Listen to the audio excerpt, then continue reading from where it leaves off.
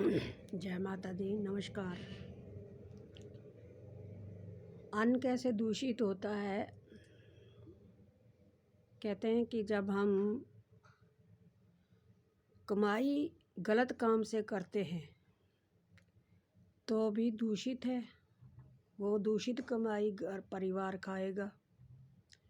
और घर में लाकर जब इंसान उसको बनाता है तो अगर बनाने वाला जैसे आटा गूंथते समय किसी माता को, बहन को क्रोध आ जाए या गलत विचार मन में सोचकर वो आटा गूंथ रही है, सब्जी काट रही है, तो वो गलत विचार से दूषित हो जाता है अन्न। और कहते हैं जब कोई वो अन्न खाता है तो कहते हैं जैसे खाएंगे हम अन्न वैसा ही बनता है मन। अन्न हम शुद्ध कैसे बनाएं? भगवान का भजन करते करते आटा गूंदें, सब्जी काटें, कोई भी काम करें तो भगवान का नाम जपते जपते करना, मन भगवान की तरफ रखना चाहिए और हाथों से कर्म करना चाहिए। तो वो हमारे लिए बहुत ही अच्छा है। क्योंकि अपने अगर हम बच्चों को संस्कार देना चाहते हैं तो अगर हम क्रोध से कोई चीज़ उनको देते हैं, खिलाते हैं, जैसे बच्चे को दूध ही पिलाना, तो अगर क्रोध से माँ पिलाती है तो उसके अंदर गंदे संस्कार पैदा होते हैं।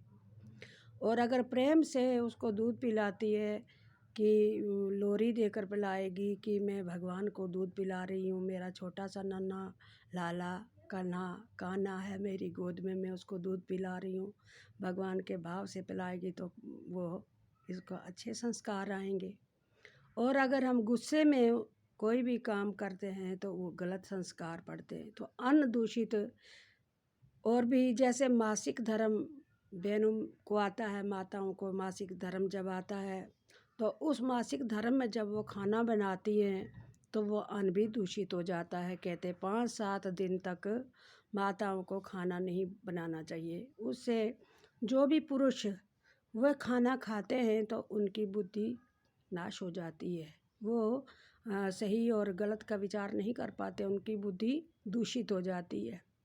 तो हमें अन्न को दूषित नहीं करना चाहिए और हमें अपने परिवार का भी ख्याल रखना चाहिए। क्यों?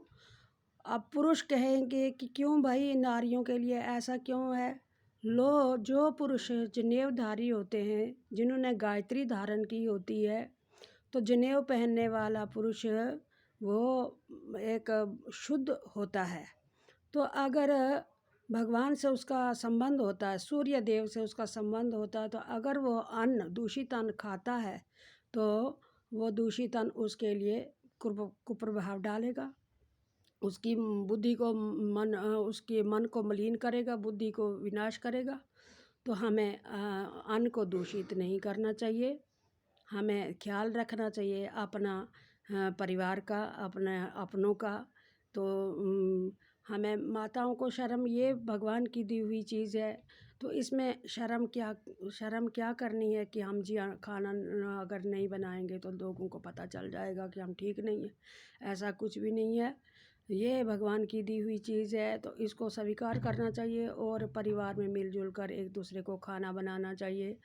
कि मिलजुल कर जो एक दूसरे की हेल्प करें, मदद करें, खाना बनाएं तो वो अच्छा रहता है।